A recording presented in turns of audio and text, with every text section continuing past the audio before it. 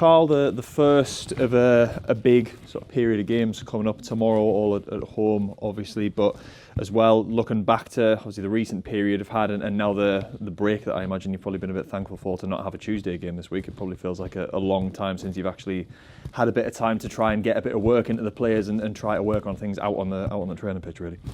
Yeah, exactly that. Obviously the period was a real tough one in terms of the way the schedule worked out and the travelling involved. We had some players on their knees physically. The requirements that were placed upon them to play so many games in a short space of time. So the week has been really beneficial, but also, we spent a lot of time on pitch. Tuesday, Wednesday were good opportunities to go a little bit more in depth with what we want and try and introduce a few things to help us. Also, because there's been so much change within the group, particularly in the defensive areas, it's give us time to try and build relationships before this game so that we go into it more prepared than what we have been in recent weeks. Yeah, you mentioned the rest aspect of it there. How much has having a free week helped on that front? Because, I mean, like you mentioned there's been a few lads who've pretty much been playing every single minute over that period as well. Yeah, so the Tuesday and Wednesday were really important days, but also we had to get feedback from the players. So a couple of them didn't train. So we had to, despite it being a free week in the sense that there was no Tuesday game, we had to listen to the players and their bodies, and we give them that extra day's rest for those who needed it. But then Wednesday, pretty much everyone was involved, and it was a real high intensity day. We needed to get the work into them, and like I said, we went more in depth. But it's been a balancing act of trying to look after those who need the rest, and obviously getting up on pitch and making sure that we're nailing down certain bits of detail that we'll need for the weekend. And you look ahead to the weekend there, of course, Maidenhead being the first game tomorrow that you're looking at. You mentioned off the back of last weekend in terms of it being a period of must-win fixtures for you. So how are you looking ahead to things now? Yeah, well, it is. I mean, I don't need to exaggerate at that point. I think the players are very aware. So it's a case of obviously making sure that we drill in the importance of the games and what it could mean for our position within the playoffs. But then, not applying too much pressure. The players are fully aware of what needs to happen. Their application this week has been excellent. Really pleased with the training and the level of quality and, like I say, the effort that's gone into the sessions. The group has responded as well as it possibly can do to the disappointment that we've had recently. So yeah, we're hoping that despite, again, a few more changes to be made, that we've put ourselves in the best possible position to get something out of the game.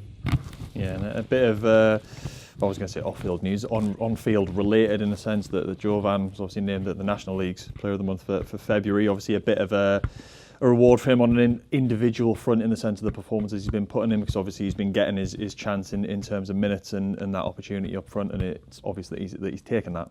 Delighted for Jovan. It's very well deserved, not just because of his performances on pitch, because he is in this period the man that looks most likely for us, to change a game or to do something and give us that spark, but also it's a great reward from a mentality point of view. The early part of the season with Onaseni obviously in good form. Jovan had to spend a lot of time waiting for opportunities, but his application in training, always asking questions, always wants to improve, so that when the opportunity did come, he was ready and he was match ready to take that chance.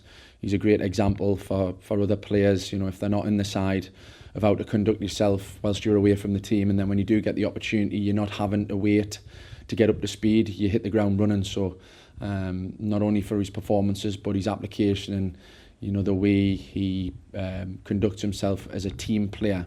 I couldn't think of anyone more deserving of that award. A positive as well in the returning players front. I think something you've mentioned in recent weeks with Tyrell obviously being a bit closer to getting back involved, him being back involved a little bit in training. Now obviously I doubt he's going to be thrown straight into things on Saturday, given the amount of time he's been out and being cautious with that type of thing, but very much a positive to have him back in the picture. Yeah, it's brilliant obviously to see any players coming back into contention. It's brilliant for us to give us just more options from the bench. Even he's trained this week, he's trained really well. He looks really sharp, and the level of performance that he was given before his injury If we can get anywhere near that in the next couple of weeks, we'll be happy, because he was operating at a real high level. Like you say, we have to be careful. We've got a few games in a short space of time this week, and we have to make sure that we introduce him into the team at the right time so that we get the best output from him. In terms of other sort of injury news, fitness front, obviously we mentioned the busy period that he's been having recently. How is everyone just looking ahead of tomorrow now? Yeah, so I think the week has allowed the boys that needed the rest to get the rest. In terms of selection, from a defensive point of view, which is obviously been the case throughout the season, we have lost an option with Bart with his suspension. Tinks has had a scan, and the results come back where he'll be missing for a month. Best case scenario, maybe he's a little bit before that. So that's another disappointment. He joins obviously Brandon Houndstrup, Joe Grayson, Kenton Richardson, now Tinks. Defensive players who, obviously have been here for a period of time and really understand, particularly in the build-up phase, what we need.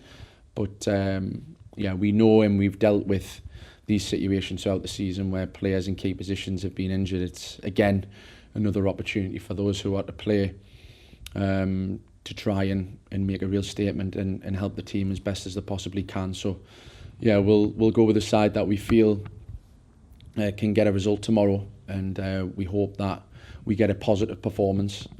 Of course, listen, the 3 points is absolutely paramount, but that can't come without a good performance. And I think we all feel, the players certainly feel it, speaking to them and the feedback from them, they know that they need to attack this game with a lot of intent and try and get a positive performance. But obviously we know that the 3 points is the most crucial thing.